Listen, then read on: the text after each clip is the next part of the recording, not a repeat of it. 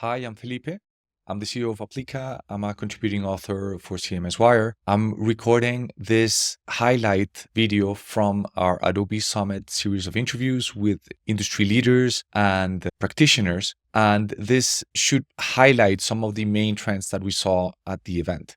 This is the year where AI is going to actually go from hype to reality, and where everyone is confronting the brutal, ugly, truth about how hard it will be and what you need to do to get there.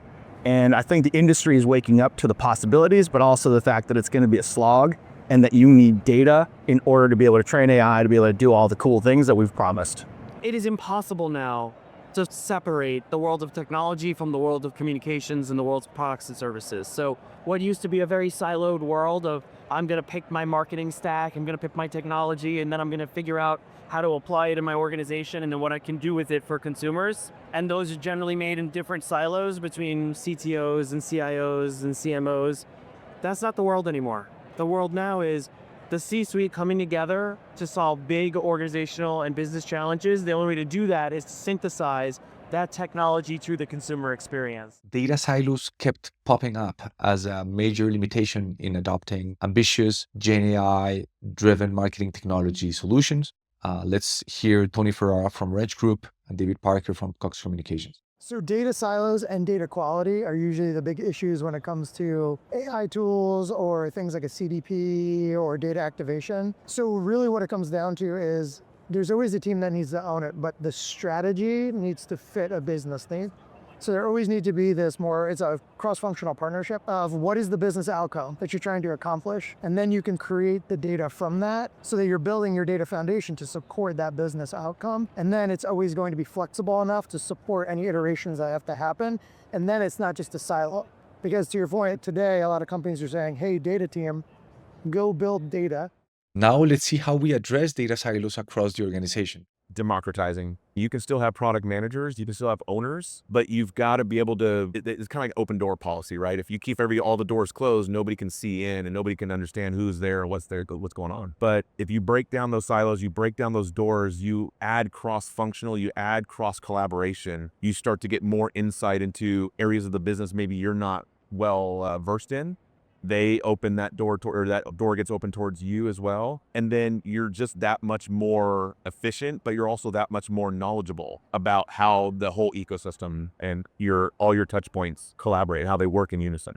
So it seems like the answer is focusing on the fundamentals, coming back to omnichannel. Let's hear what David has to say about it.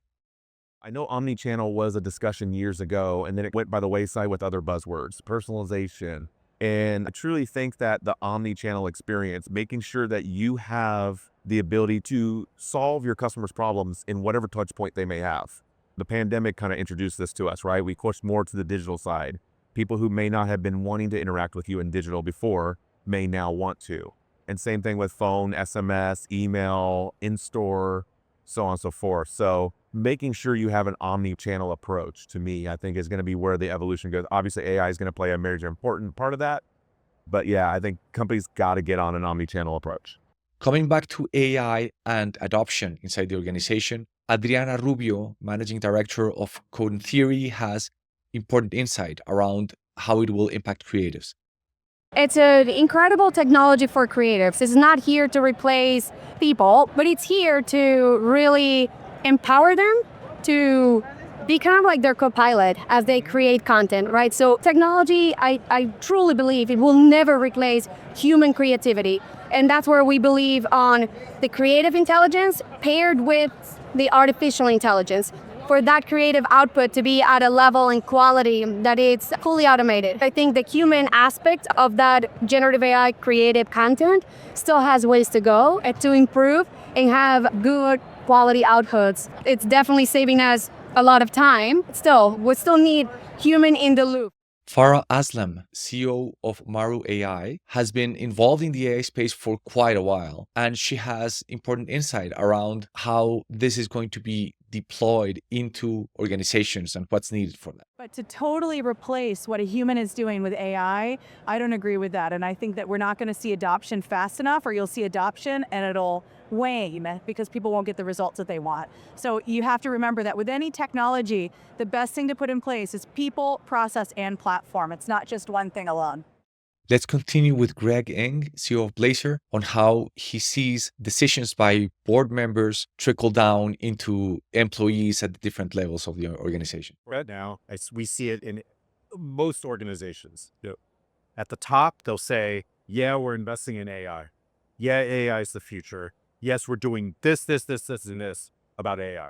And then it does trickle down layer by layer, where it becomes eventually, whisper down the lane, a dictate. Yeah, we're going to do AI there. But let me give some tough love here. In a lot of cases, the person at the top is saying, yes, we're doing that. It's lip service. Right. Yeah, I need to say that because it's part of my quarterly earnings call, or it's part of the vision I'm setting. But it requires some real concerted effort and disciplined effort from the top down to continually reinforce why this is valuable and what is the vision for it. And then this is where psychological safety comes in, empowering their team to come up and help craft that future for them. Yeah, that's also a missing gap right there. How should brands communicate, and what should be this tone in an era of widely available AI-generated content? What is the secret? So I think all the content needs to have that editorial voice. What is the perspective, and is that really shown in the writing that comes across? The brands that are just going to stay with that very high level, I think they're going to increasingly lose ranking and increasingly fall off, where the people that feature personal stories, that give their own and the author's anecdotal experience, that contextualizes and flushes out, that content will continue to perform better because it's much harder to emulate with just a basic AI engine. Benny Boone, Senior Technical Lead, working on MarTech at HGA, has some insight on what we can expect in the next 5 years.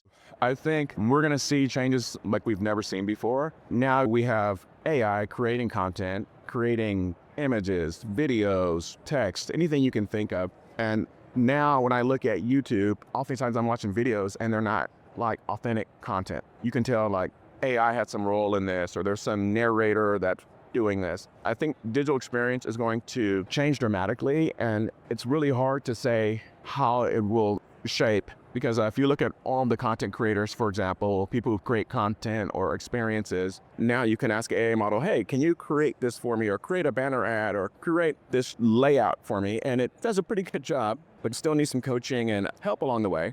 But I think in the next 3 to 5 years, it's the way we create content is going to be just as simple as talking to an agent. You're like, hey, I need to create a campaign. I need to source assets that target users who do this or are interested in this. And I think you'll just click a button and it will generate all of these different digital experiences for you, create your target audiences, and automatically serve this to people and see how they're converting and using them, and then come back and say, this is the experience for this person, this demographic who uses this browser and who shops for rugs, for example. So I think the landscape is going to change, and it's hard to see what it's going to look like, but it's exciting.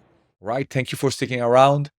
I hope to hear your comments. Reach out to me on LinkedIn and tell me what is your takeaway from the marketing technology landscape in 2025. Again, thank you to everyone who participated in our interviews. I really appreciate your time, your insight, and I'm happy that we were able to share this with the broad readership at CMSWire.